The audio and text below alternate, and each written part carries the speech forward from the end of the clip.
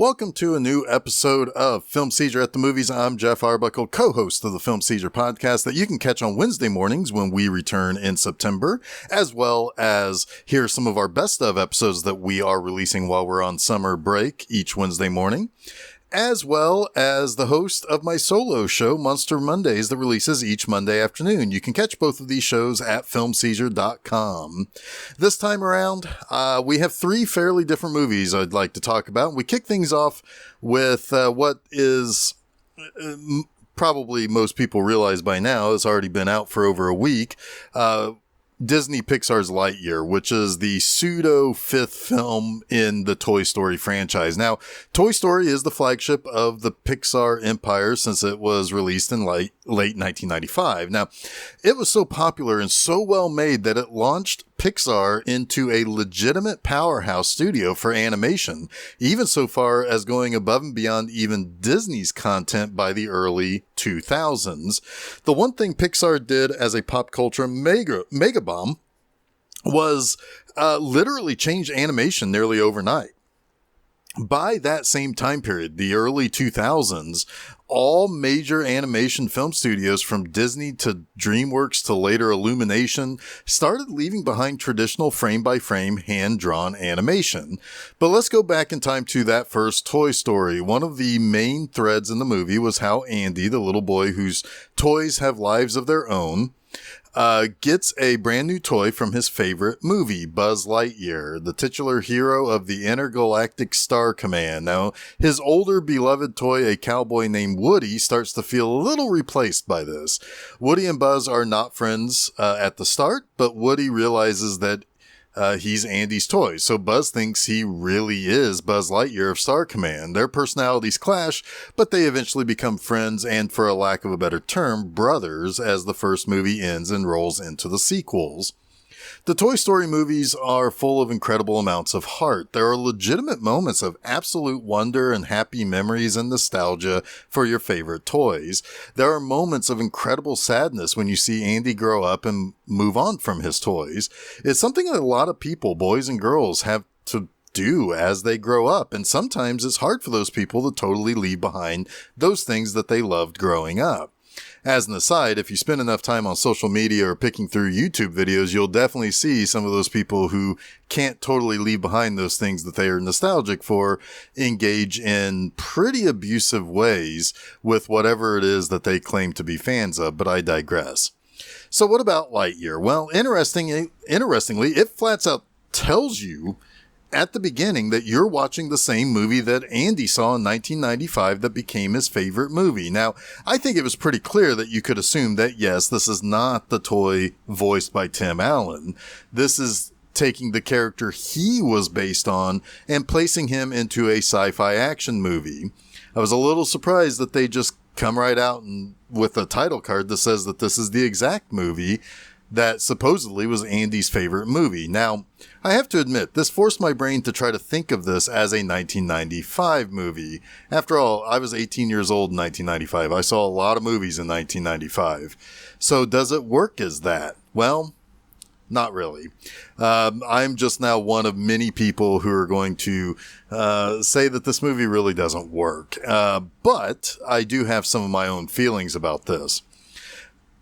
Is this really more my fault or the fault of the movie that I was forced into this box of trying to keep a tally of what felt like a 1995 movie and what felt closer to something that was made, well, basically 25 years later? I don't know.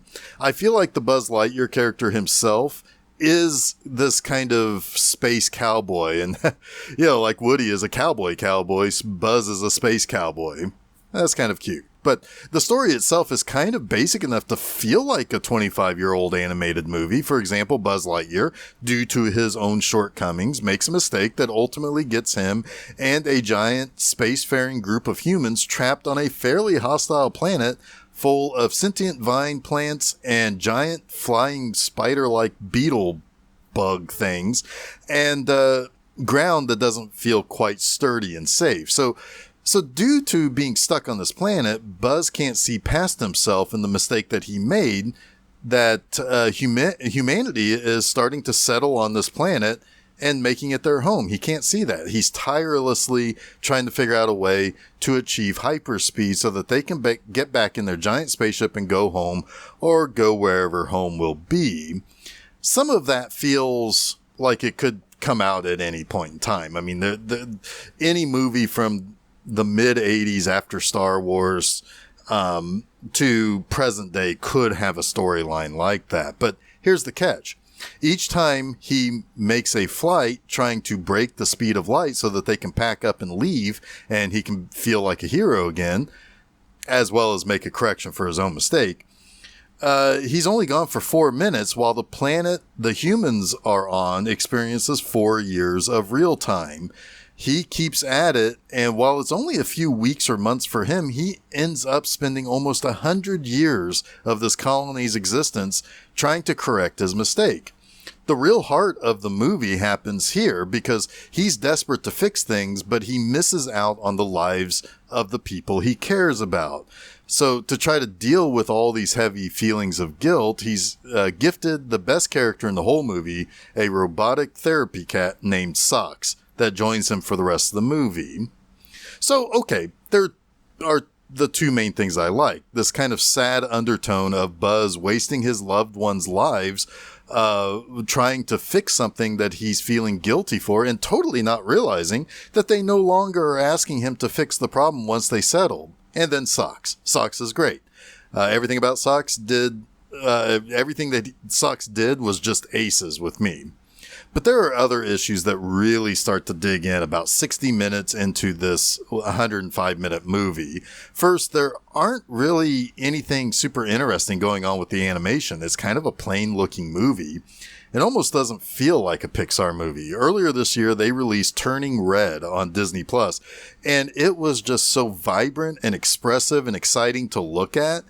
And that was just for your TV. Lightyear, with a scant couple of exceptions, is mostly on a drab color palette. It hurt the excitement level of this movie that was meant to be an action-adventure sci-fi romp. Not only that, but it's so drab in the story. I've heard people say that they wish it was more campy, that it was trying to lean in on being a 90s movie. I agree with that. This movie it takes itself a little bit too seriously while still trying to play up for some laughs. But comparing again to Turning Red or Disney's Encanto from last year, Lightyear has a huge supporting cast problem. Again, Socks, the perfect character, is the perfect character in this movie. However, the ragtag group of people who Buzz has to rely on in the back half of the movie are pretty not great.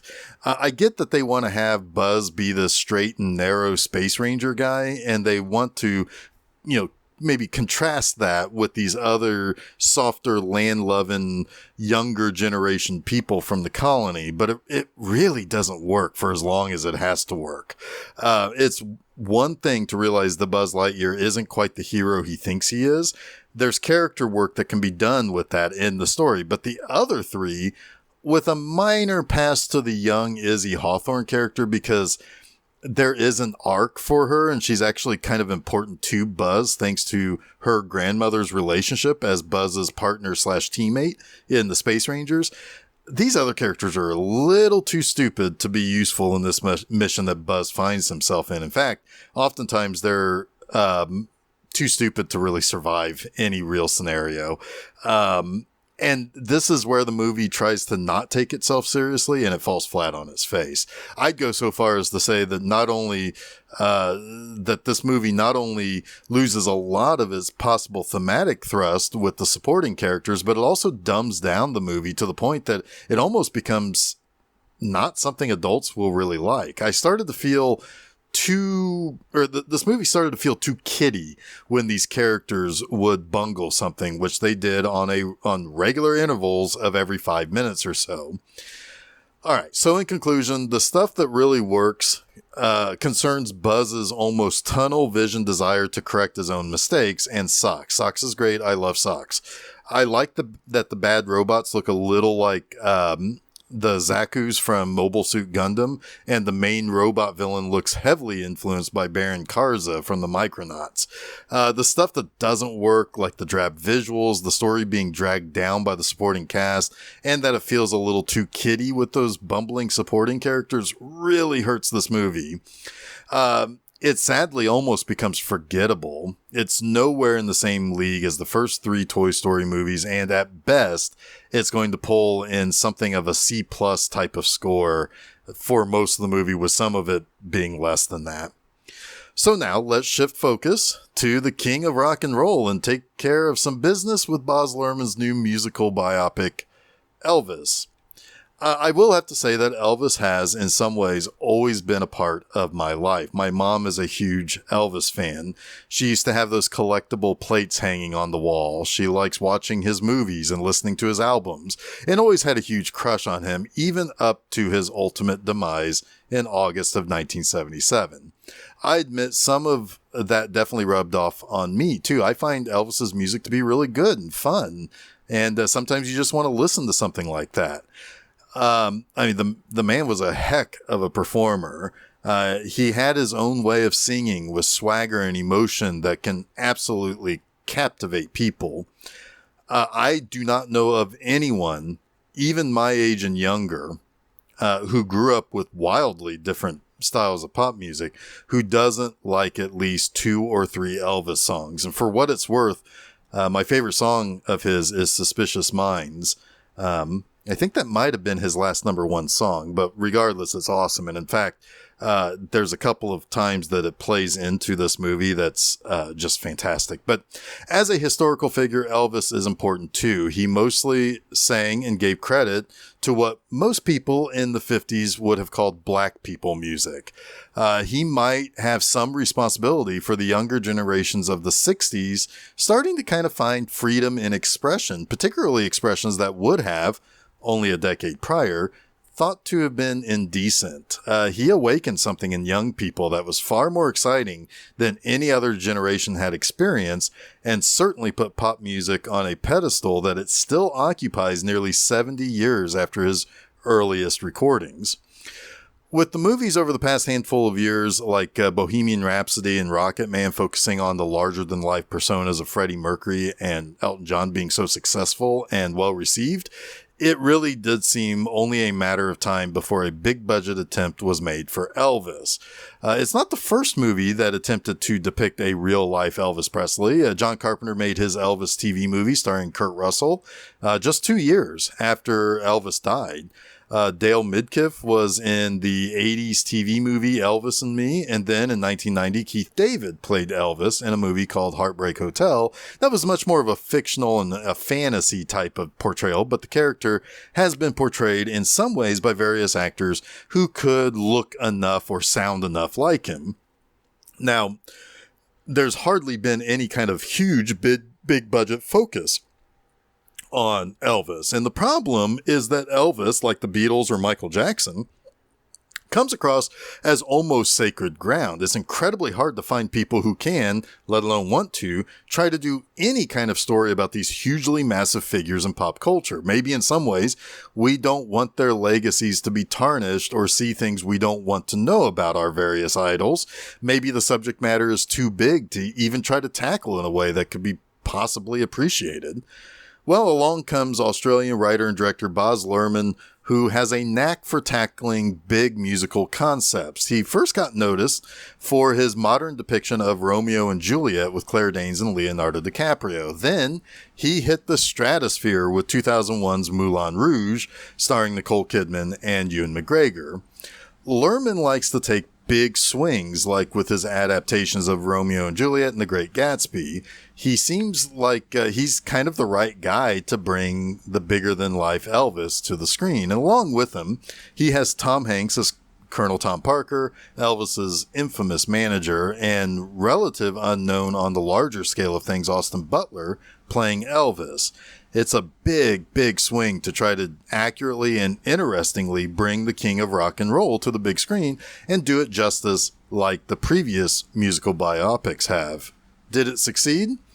Well, Absolutely. Yes, it does. At least for me. I had a feeling walking into the movie that just from the trailers we've had these last few months and the fact that this is a Baz Luhrmann production, that it was going to be one of those movies you love to go see, especially on the big screen. It's colorful, it's vibrant, it's exciting and always moving. You know the soundtrack is going to be great because it's Elvis. In fact, it also weaves a lot of not too overly exaggerated relevance to how Elvis did an awful lot as an individual for white-black relations in the 50s. There are some interesting things going on, too. I pretty much figured from the trailers that we're not really going to be seeing Elvis through the eyes of Elvis. No, we're seeing the king through the eyes of one Colonel Tom Parker, who is, again, excellently played by Tom Hanks. Here's a guy who instantly tells you he's a con man, or, well, I should say a snowman. He knows how to snow people at the carnival. In short, he's a hustler and has little regard for whose pockets he picks for tickets to a show with performers whom he also has very little regard for. Colonel Parker is an addicted gambler and always looking for the next big fish to sell to unsuspecting yokels looking to be entertained. So even before you find out more truths about how Parker was not a Colonel, not a Tom, and not a Parker, you already know that he's playing the Presley family, and Elvis in particular, like a fiddle, and always making sure that he's well set up as a leech on Elvis's incredible talent and natural charisma. And so we're being told by this narrator how he was so important to Elvis. He was so instrumental in making him the greatest show on earth. But we do also see the cracks. Much of Elvis's greatest moments were in direct conflict to what Colonel Parker demanded he do. There's an excellent sequence right in the middle of the movie where Elvis is undermining Parker's intended hokey televised Christmas special that ultimately becomes the comeback special that is one of the greatest musical television events ever in history. This happens during the despair of the RFK assassination, and how Elvis decides to finish the show is maybe one of his greatest performances captured on film. Now, that's not to say that there is 100% accuracy in a movie like this. Much like with Rocket Man and Bohemian Rhapsody, there has to be some dramatic license, but you really do get a very good feel for the essence of Elvis Presley. Austin Butler really does get a lot of Presley's mannerisms and shows a little of his personality very naturally. It's one of those rare types of movies where, as I said, you're getting someone else's story through that person's or that story's villain. Now that I think about it, in some ways, this might be like the pop music rock and roll Amadeus. But anyway, while we're getting that story about our hero from a man who people have exceptionally negative thoughts of, we're actually seeing Elvis, even in that story, rebel against Parker.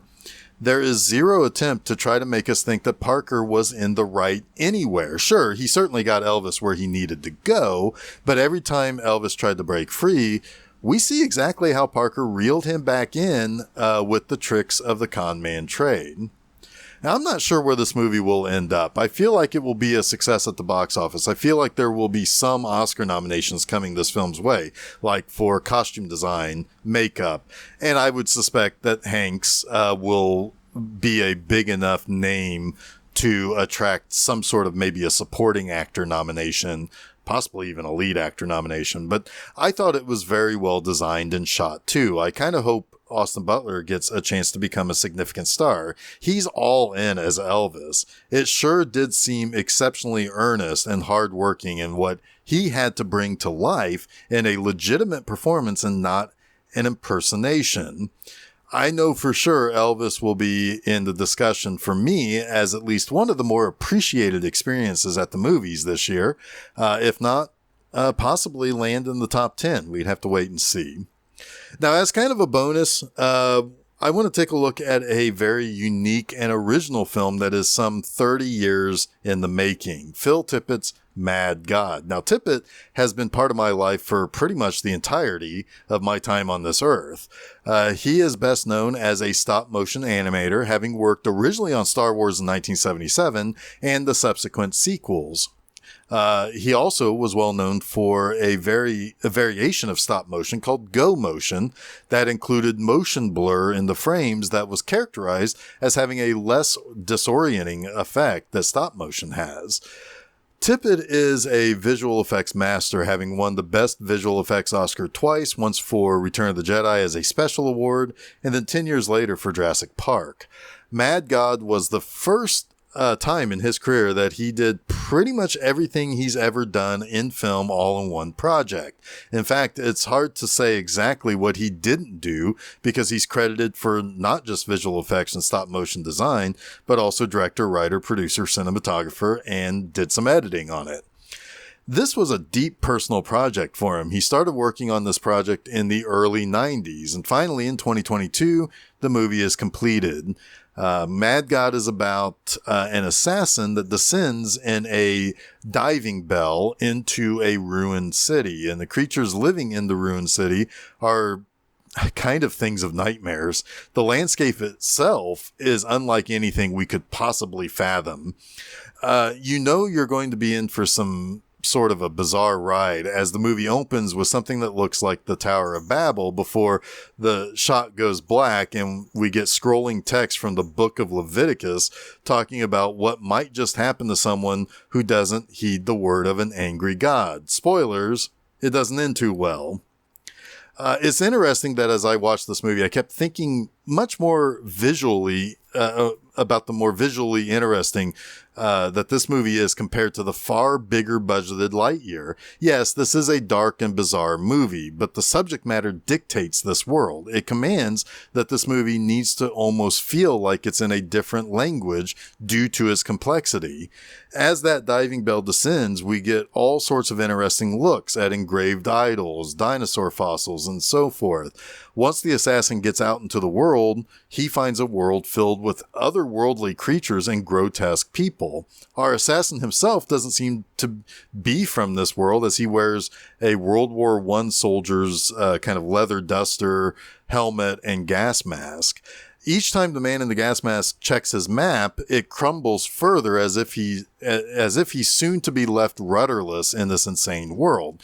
There are ghastly dead bodies littered about. There are tortured monkeys strapped to a chair, while a burnt, crisp doll that looks like a girl tries to masturbate with very little success. All that is happening to a room full of giants being electrocuted, which causes them to have diarrhea, which then filters through a funnel and feeds another gross giant abomination. Then the assassin is almost trampled by featureless zombie-like creatures shuffling to a factory where they throw themselves into a pit of fire. That was very reminiscent of something that you might see in Metropolis. And this is only the first 20 minutes. As the movie continued on, my brain started firing on some concepts and ideas of what the meaning of Mad God is. And I think it's a combination of a couple of things that I was able to land on. There are scenes that certainly felt like how people internalize their own lives. There's a building full of various passionate acts like sex and violence. There are moments of how we might feel trapped like that monkey on the slab, or how we attempt to derive sexuality out of life even after we don't feel pleasure from it anymore, like that burnt doll in the corner. In other instances, it looked much more like a macro-impressionistic view of society. The workers march themselves to a job that is unsatisfactory while also literally killing them. It's a subjugation of the will through brutality of a capitalist society. On several occasions, the creatures inhabiting this world are just crushed by something unstoppable, or just simply something bigger and more powerful than they are. There's a point in which the assassin is captured and put on display for people of this world. He's stripped, he's bandaged, he's dissected very messily. It's like he's to be completely and totally changed from what he was. It's part of that awkward fascination that we have as a society to force assimilation onto outsiders or immigrants in order for us to not be afraid of them anymore, while still totally staying scared of their otherness.